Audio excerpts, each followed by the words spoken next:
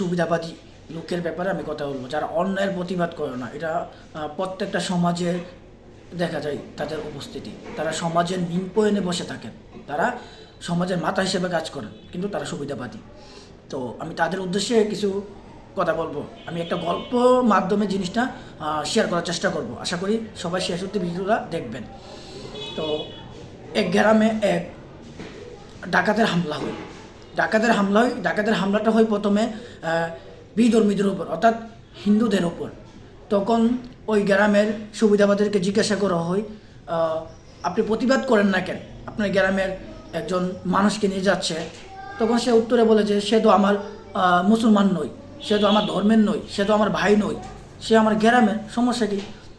সে আমার ঘরের নয়। তখন কী করেন? তিনি প্রতিবাদ করেন নাই, তিনি নীরব। তারপরে হচ্ছে এরপরের দিন যখন আবার ডাকাতরা আক্রমণ করে, কোন এক গোষ্ঠীর মানুষজনকে নিয়ে যায় অন্যায়ভাবে। তখন ওই ব্যক্তিকে জিজ্ঞাসা করা হয়, তুমি প্রতিবাদ করো না কেন? তখন তিনি উত্তরে বলেন, তিনি তো আমার ভাই নই, তিনি তো আমার প্রতিবেশীও নয়, তিনি আমার গ্রামের, বাট তিনি অন্য গোষ্ঠীর, তাকে নিয়ে যাক, তাতে আমার সমস্যা কী? আমার গোষ্ঠীর মানুষকে তো নিচ্ছে না, তো আমার তাতে কী আসা যায়? তখন তারপরেও তিনি নীরব। তারপরের দিন যখন আবার তার প্রতিবেশীকে নিয়ে যাওয়া হয় ধরে অন্যায়ভাবে, তখনও তিনি নীরব। তখন তিনি বলার চেষ্টা করছেন যে তিনি তো আমার চাস্তো ভাই নয় বা আমার আপন ভাই নয়, তিনি আমার প্রতিবেশী, নিয়ে যাক, সমস্যা নেই, তাতে কি করার আছে, তিনি তো আমার ভাই নয়। এভাবে নিয়ে যাওয়া হয়।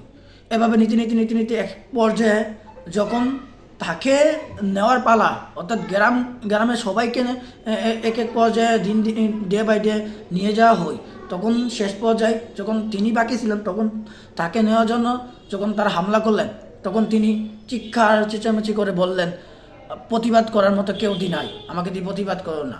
তখন আমি তাদেরকে জিজ্ঞাসা করতে চাই, এই সুবিধাবাদী লোককে আমি জিজ্ঞাসা করতে চাই, আপনার গ্রামের এই যে বারবার ধাপে ধাপে মানুষগুলোকে অন্যায়ভাবে নিয়ে যাওয়া হয়, তখন আপনি কয়জনের বিরুদ্ধে প্রতিবাদ করছেন? আর আজকে আপনি প্রতিবাদের স্লোগান দিচ্ছেন। তো আজকে যে প্রতিবাদের স্লোগান দিচ্ছেন, তো গ্রাম তো শূন্য, গ্রামে তো প্রতিবাদ করার মতো কেউ নয়। আপনি যদি প্রথম থেকে গ্রামের শুরু থেকেই প্রতিবাদ করতেন, আজকে গ্রামের সবাই আপনার পক্ষে থাকতো বা আপনার জন্য প্রতিবাদ করতো।